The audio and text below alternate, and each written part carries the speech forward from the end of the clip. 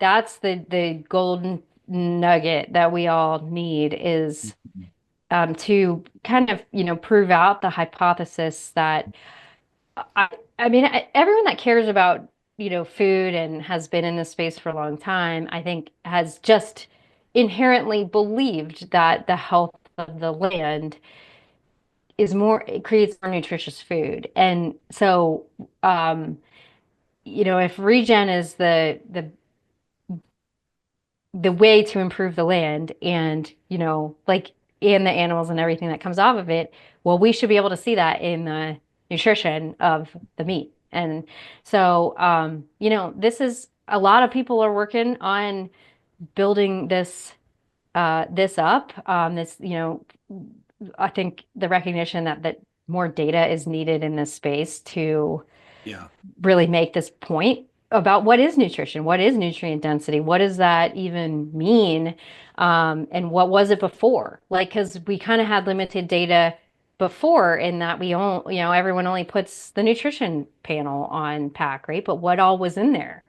And how do we like use that as a baseline to then improve from? And so, yeah, like there's this, we started out working with, uh, like on just like, okay, let's talk to the people in this space. Bionutrient Food Association was, great partner there to like, and I don't know if you've heard of their beef study that they have been running for several years now to take, a sample of manure, a sample of soil, and a sample of meat, and really like kind of start to create that correlation, looking at the data and create that baseline.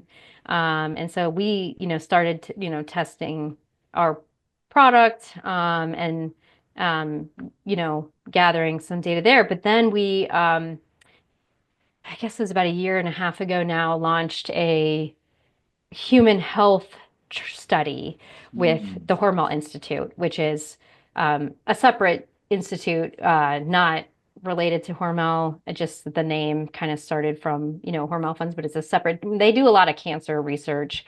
Um, and so we worked with them to develop a study that would measure human health biomarkers when the study participants consumed a diet of grass-fed, organic, regenerative beef versus conventional beef. Um, I don't mean to and interrupt, but I'm just sad that I wasn't part of that study on the regenerative side, Like, oh yeah, pay me to eat like the best meat around and take my blood test. Sure, cool, sign me up. well, I will say that we had to make all the meals and like freeze them. So Wow. everybody was eating the same thing. Hmm. Um, and I'll also say that the study was run in the Midwest, and one of the criteria for the participants was pre-diabetic. So Hmm. we Wow. were already, so we kind of had to I mean, like tenderloin steak wasn't a part of part of the study. Right.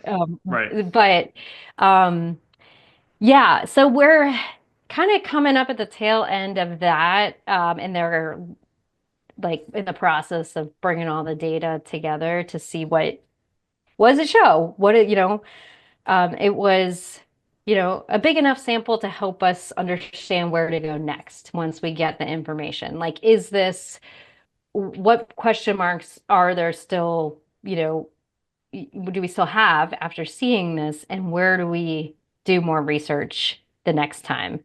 Mhm. Um, yeah, so like hopefully it gets us on the right track, but it's definitely, I don't know, when you start thinking about nutrient density, you're like, wow, we are all in it for the long haul. Like this is not something that's going to be solved Yeah. tomorrow. Hmm. Which Yeah. we all wish it could all be there and all the data's there and all the, science has been done.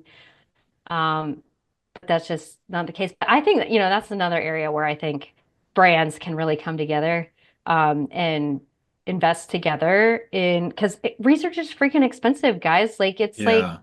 and we can't assume someone else is going to do it. So Right. um, let's all kind of not work in silos and like, what other questions and things do we need to be testing from the consumer side? Like, a lot being gathered from just like the lab samples of the meat itself or the food itself.